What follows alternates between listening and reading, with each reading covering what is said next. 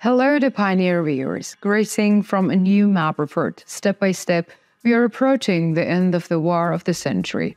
The counteroffensive operation launched by the Ukrainian army continue on the Zaporizhia front line. There is also a movement in the Kherson region.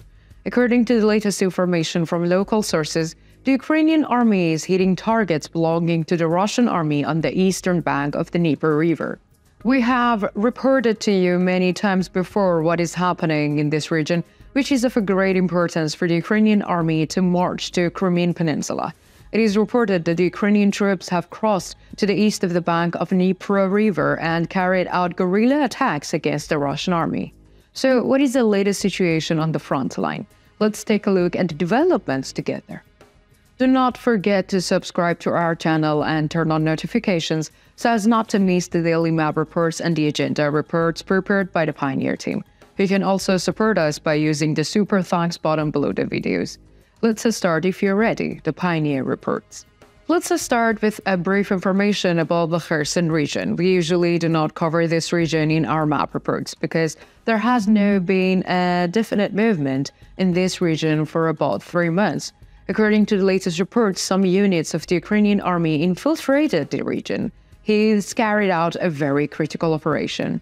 Let's first look at the Kherson region on the map. It is estimated that the operation in question was carried out around Oleshki, east of the Dnipro River. The footage of the operation was recorded by the unmanned aerial vehicles of the Ukrainian army. Ukrainian troops entered the region and infiltrate among the Russian troops on the move. Russian troops, on the other hand, failed to notice the infiltration of the Ukrainian troops. Therefore, we can say that this operation was carried out at night. The infiltrating Ukrainian troops are waiting for the suitable moment. Then they destroy about 10 Russian soldiers and leave the region. It is not possible to see such attacks in the war of regular armies because such attacks are mostly attacks carried out by the irregular troops. Regular army units are not familiar with such operations. Therefore, we can say that the operation in question was carried out by the volunteer unit serving in the Ukrainian army or Chechen troops.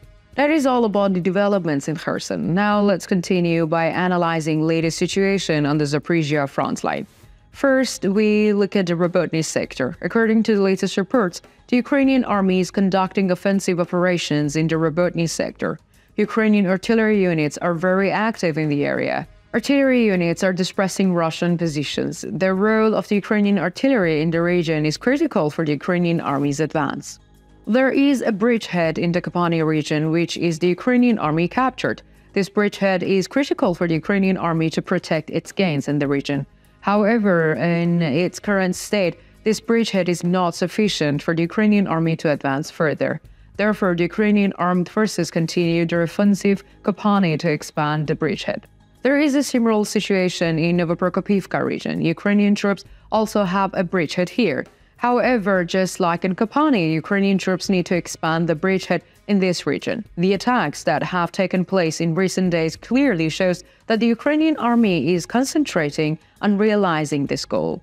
In the direction of Verbov, we see intense attacks by both Ukrainian artillery and Ukrainian armored vehicles. Ukrainian firepower is trying to create a space for Ukrainian infantry units to advance. A large number of Russian positions are being hit by Ukrainian firepower.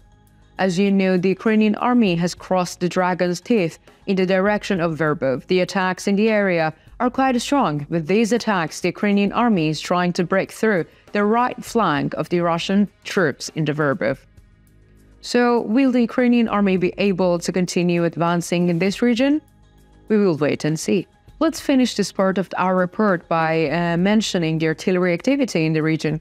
According to the latest reports, Russian artillery units targeted Ukrainian army assembly area in Novodanilovka and Malaya Tokmakta.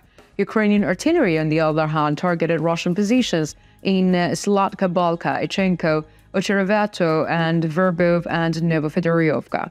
Let's look at the Wuhldar region. As you know, the Ukrainian army has been trying to advance in the Priodny region for some time. When we look at the latest data, we see that the Ukrainian troops have started an intense bombardment of the region. After this bombardment, Ukrainian infantry units launched an attack on the Priodny region. This attack was coming from the east of the Priodny region. According to the latest reports, a very limited area has come under the control of the Ukrainian armed forces. The Russian army responded to these attacks in Novodonetsk region. In order to capture Ukrainian positions in the region, the Russian army targeted a large number of points. However, the Russian army failed to make any gains during these attacks and had to retreat. Artillery activity in the region is quite low. According to the latest reports, Russian artillery units targeted Ukrainian positions in the Zaporizhia area. Ukrainian artillery targeted Russian positions in Zaporizhia, Starolinka, and south of Novodonetsk. Let's continue with the Donetsk front line. As you may recall, we have mentioned in our reports in the past days, the Russian army intensified its attacks in the region. We see that the Russian army is trying to surround the Avdiivka region from the northern flank. According to the latest reports, the Russian army continues its attacks here. There are some areas where the Ukrainian army has made a tactical retreat. The Ukrainian army is violently responding to the attacks of the Russian troops around Opitny. Especially artillery units have a critical role in preventing the Russian army from advancing.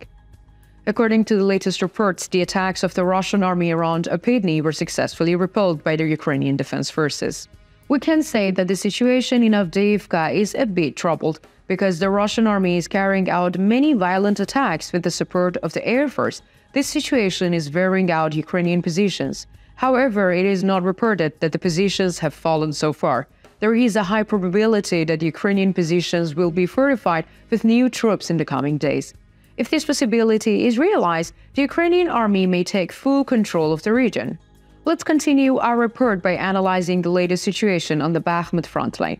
According to the latest reports, the clashes between the Ukrainian army and the Russian army are clustered around Andriivka and Klishchivka axis. Both armies are fighting in this region. Although Russian troops have launched an attack to recapture the region, there are no results. The Ukrainian army easily repels the attacks of the Russian army.